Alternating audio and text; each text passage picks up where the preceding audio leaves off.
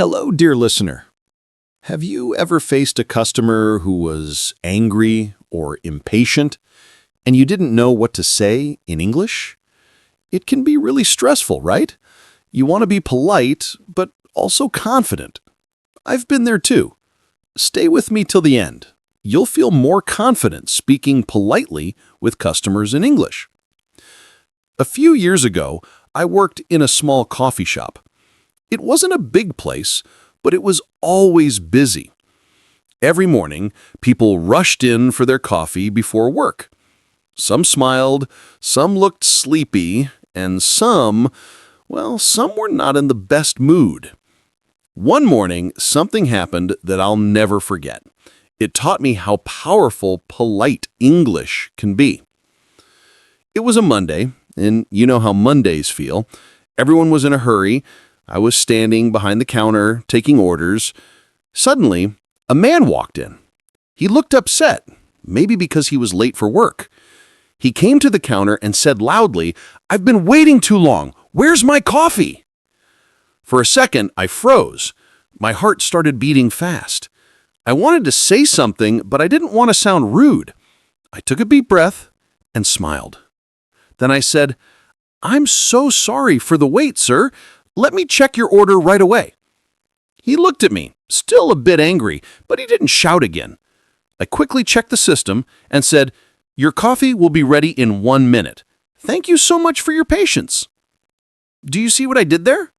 I didn't argue or defend myself. I stayed calm and polite.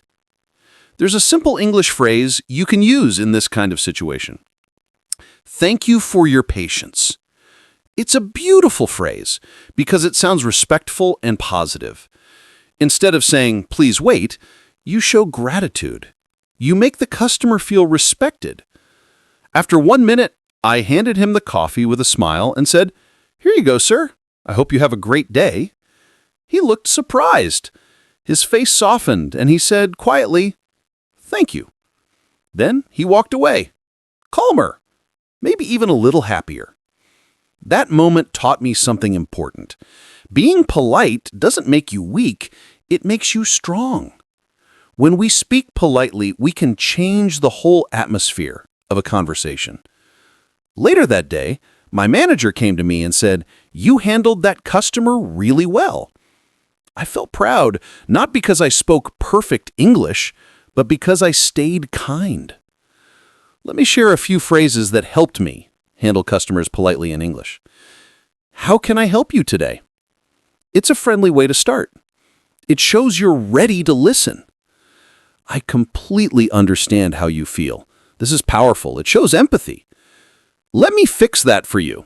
Instead of saying, "It's not my fault," you focus on helping. Thank you for letting me know. It turns even a complaint into something positive. You can practice these phrases by repeating after me. How can I help you today? I completely understand how you feel. Let me fix that for you. Thank you for letting me know. Now, let me tell you another small story that shows why politeness really matters. One afternoon, a customer came in with a big smile. She ordered a cappuccino, but when she took her first sip, she said, "Excuse me, this doesn't taste right." My coworker, who was tired, rolled his eyes and said, "It's the same coffee as always." The woman's smile disappeared. I stepped in quickly and said, "I'm so sorry to hear that. Would you like me to make a fresh one for you?" She smiled again and said, "That would be great. Thank you." When I gave her the new cup, she said, "You are very kind. I'll come back here again." That's when I realized politeness brings customers back. It's not only about language, it's about attitude. If you work in customer service, in a shop, hotel, restaurant, or even online, your words matter a lot. The way you say something can make a huge difference. For example, imagine a customer says, "This is taking too long." Instead of replying, "I'm busy," you can say, "I apologize for the delay. I'll do my best to make it faster." See how gentle that sounds? It calms the situation. Another tip, Use a soft tone and positive words. English has many polite ways to say things without sounding too formal.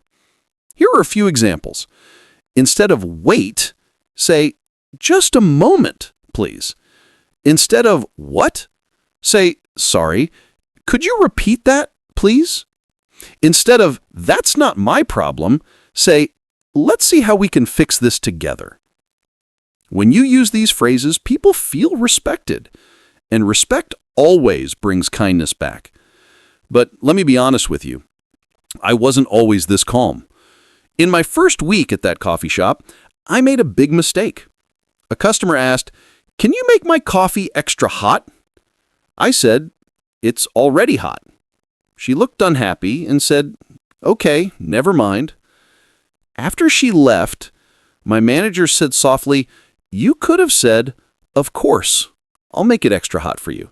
It's a small thing, but it changes everything." He was right. From that day, I tried to listen carefully, not just to the words, but to the feelings behind the words. If a customer was upset, I didn't take it personally. I reminded myself, maybe they had a bad day. Maybe they just needed someone to treat them kindly. You know, English is not only about grammar or vocabulary, it's also about how you make people feel. You can sound polite even with simple words. Just add kindness and respect. Try this small practice. Next time you speak English with a customer, a teacher, or even a stranger, use one of these polite phrases. Then notice how they respond. You'll see their face change, their voice soften. That's the magic of politeness. One more phrase I really love is, "I appreciate your understanding." It's perfect when you make a mistake or need more time. For example, "I'm sorry for the delay. I appreciate your understanding." It sounds warm, calm, and professional. Let me share something powerful I learned after working with hundreds of customers. People may forget what you said, but they'll never forget how you made them feel. That's true in any language, but especially in English, where tone and politeness are so important. There was one customer I'll never forget, Mr. Johnson. He came almost every morning. He always ordered the same thing, a black coffee, no sugar. At first, he barely talked, just paid and left. But every day, I greeted him with a smile and said, "Good morning, Mr. Johnson. How are you today?" After a few weeks, he started to smile back. One day, he said, "You know, I come here because you make my mornings better." That simple moment reminded me, kindness is free, but it changes everything. So, if you ever feel nervous speaking English at work, remember this. You don't need big, fancy words. You just need simple words spoken with warmth. When you say thank you, say it sincerely.